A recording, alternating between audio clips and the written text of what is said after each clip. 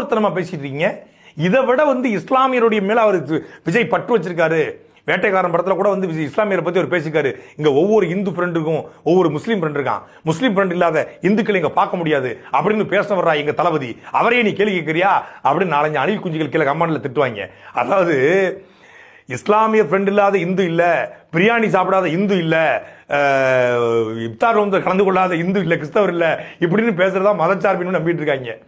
உண்மையிலேயே இவருக்கு இஸ்லாமியர் மீது பற்று இருக்கும்னா, இவருக்கு இஸ்லாமியர் மீது புரிதல் இருக்கும்னா, இஸ்லாமியர்கள் யார் என்ற தெளிவு இருக்கும் அப்படின்னா, திருப்பரங்குன்றத்தில் ஏற்பட்ட மலை பிரச்சனைக்கு, சிக்கந்தர் மலையில் சிக்கந்தர் தர்காவுக்கு ஏற்பட்ட பிரச்சனைக்கு விஜய் பேசியிருப்பாரு.